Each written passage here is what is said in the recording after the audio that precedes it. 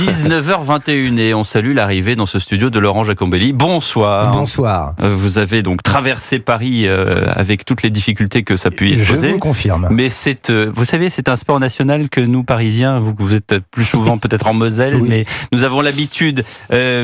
Alors, question après cet intermède de Georges Fenech qui en appelle. D'ailleurs, je vais vous faire réagir. Georges Fenech demande au président de la République de repousser à septembre les élections législatives parce que le timing est trop short, oui ou non?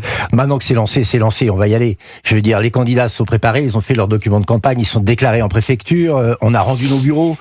Si demain le président de la République... suffisamment de papier pour les affiches, tout ça, comme disait... Écoutez, je crois que ça va aller. Si demain on devait revenir sur cette décision, j'ai envie de dire, ce sera encore pire. On ne pourrait pas siéger, on arriverait l'été, donc on n'aurait rien à faire à l'Assemblée nationale. Je vous comprends, le président de la République aurait peut-être pu laisser un peu plus de temps. Nous d'ailleurs, on avait misé sur la rentrée septembre-octobre. Maintenant que c'est fait, allons-y. Et puis j'ai envie de dire, il y a urgence à avoir une nouvelle majorité, un nouveau gouvernement, je l'espère, avec Jordan Bardella comme Premier ministre, pour remettre le pays à flot. Chaque jour qui passe, c'est de la dette en plus, c'est des migrants en plus, ce sont des Français qui souffrent un peu plus de l'inflation et de la baisse du pouvoir d'achat. Donc il y a urgence, puisqu'il y a urgence, allons-y. Avec Jordan Bardella et un invité surprise qui est Éric Ciotti, qui a donc aujourd'hui déjeuné avec Jordan Bardella et Marine Le Pen. Alors la preuve est là, c'est que vous venez tout droit de Moselle, donc j'imagine que vous n'étiez pas à ce déjeuner, mais est-ce que vous en savez un peu plus sur les discussions? Pas du tout, mais j'imagine que Jordan Bardella, Marine Le Pen et Éric Ciotti ont parlé de l'accord qui nous unissait, oui. Des candidats qui allaient représenter nos couleurs communes, puisqu'il y aura des candidats LR, RN dans toutes les circonscriptions. Et puis, j'imagine, le projet d'avenir, quelles sont les priorités? Étape 1, arrêter le chaos et remettre l'autorité partout. Et étape 2, revoir un certain nombre de mesures qui avaient été prises sous Emmanuel Macron pour rendre un peu de pouvoir d'achat aux Français. Donc, ce calendrier, j'imagine, les principales mesures à prendre, et puis la liste définitive des candidats. C'est une alliance qui s'est faite très vite, mais sur des bases très sincères. C'est ça qui est encourageant. C'est ce que j'allais vous demander, comment ça se fait que ça marche aussi bien avec Éric Ciotti? Est-ce que c'est évident? Vous savez, quand on entendait Éric Ciotti, et d'ailleurs un certain nombre de députés à l'Assemblée nationale parler de référendum sur l'immigration, parler du retour de l'autorité, parler de la nécessité d'exécuter les OQTF, parler du pouvoir d'achat des classes moyennes et de l'asphyxie fiscale qui touche la plupart des Français, franchement, on disait la même chose. Alors bien sûr, il y avait des logiques d'appareil, des logiques de mouvement, de tectonique des plaques, mais aujourd'hui, face à l'urgence, puisqu'on pense à peu près la même chose surtout, travaillons ensemble. Oui, j'adore la sérénité. Moi, Georges Fenech. Oui, mais de mon point de vue, Éric Ciotti a commis un véritable hold-up sur le parti, sur LR. Il a engagé le parti, sans en parler à personne, sur un contrat, sur un accord électoral avec le Rassemblement national. Et je comprends parfaitement la réaction immédiate du bureau politique. Voilà, il n'a consulté personne. Il l'a fait ça dans son petit coin, avec vous. Et ça ne peut pas passer.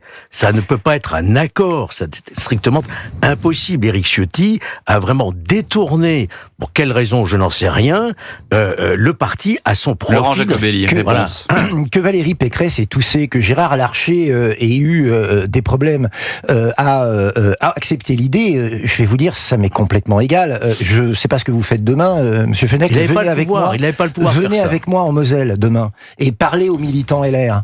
Dites-leur qu'est-ce que vous pensez de ce qui s'est passé, et vous verrez qu'ils applaudissent. Ce que vous nous dites. Je crois tout simplement que quand Monsieur Darmanin est allé travailler avec Monsieur Macron et qu'il a donc trahi un certain nombre d'électeurs, pareil pour Monsieur Le Maire, il serait passé directement chez vous.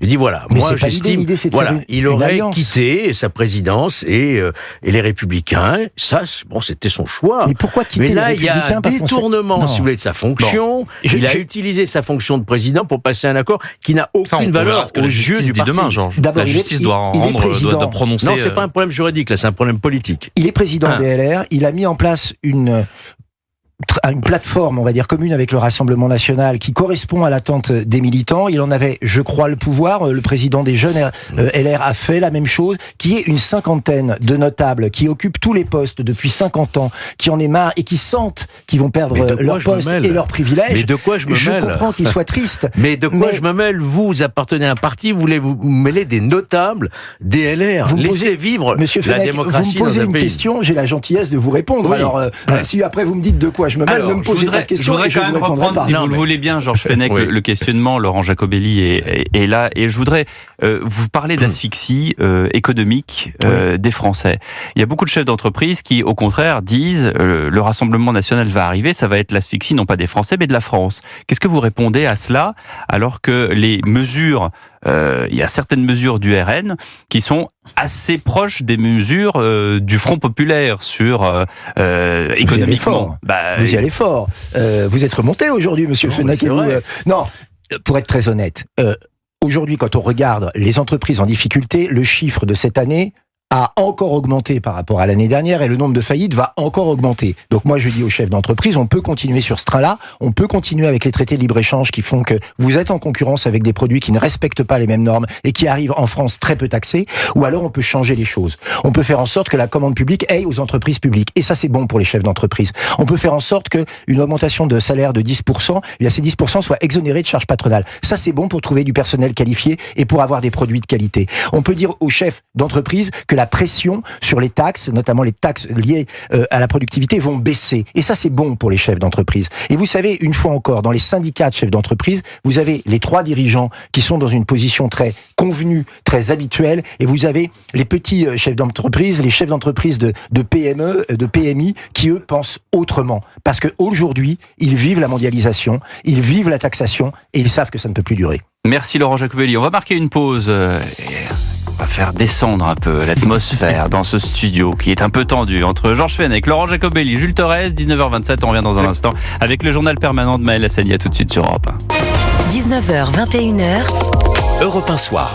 Toujours en compagnie de Jules Torres, de Georges Fenech et du porte-parole du Rassemblement national, Laurent Jacobelli, député sortant de Moselle. Alors, vous qui revenez de votre circonscription, Laurent Jacobelli, si je comprends bien, il va y avoir sur place des RN-LR et puis des LR tout court.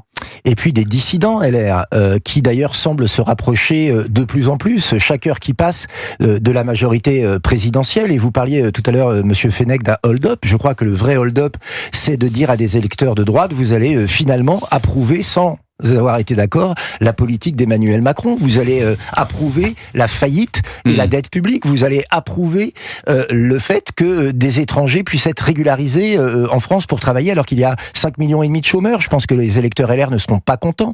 Et je crois finalement que le véritable hold-up, il est là. Clairement, aujourd'hui, on a des élections qui sont vitale, cruciale, historique pour la France. Soit on continue à emmener le bateau France dans le mur avec Emmanuel Macron, je crois que plus personne n'en veut, ça c'est clair. Soit on met monsieur Mélenchon Premier ministre ou Jordan Bardella. C'est-à-dire, soit on a au gouvernement des Black Blocs, des antisémites et des pro-Hamas, soit on a des patriotes de bon sens qui aiment la France et veulent aider les Français. Une dernière question. Là, c'est très important. Les LR qui feront le mauvais choix en porteront la responsabilité, mais c'est avec leur conscience qu'ils devront négocier ça. Une dernière question, puisque j'ai l'impression que vous avez une grande caravane pour tout le monde, y compris pour Éric Ciotti. Qu'est-ce que vous faites de Marion Maréchal ? Écoutez, elle a, elle aussi, comme Éric Ciotti, eu le courage de prendre un risque. Elle a eu le courage d'avoir une position qui semble ne pas être celle de son parti, qui d'ailleurs l'a exclu. Elle dit quelque chose qui est sensé. Quand mon pays est en danger, j'arrête les querelles partisanes et je soutiens ceux qui veulent le sauver. C'est ce qu'a dit Éric Ciotti, c'est ce qu'a dit Marion Maréchal. C'est ce que diront d'autres aussi demain. Des personnalités nous ont rejoint, Charles Prats, par exemple, qui s'y connaît en lutte contre la fraude. Des gens nous rejoignent, des policiers, des éditorialistes de chaînes de télévision. Il y a du monde autour de nous. Et chaque jour, ça augmente. J'ai beaucoup d'appels, vous savez, de maires, de conseillers régionaux, de conseillers municipaux qui veulent participer à l'aventure. Il se passe quelque chose d'historique. Merci beaucoup Laurent Jacobelli d'avoir été avec nous ce soir sur Europe 1.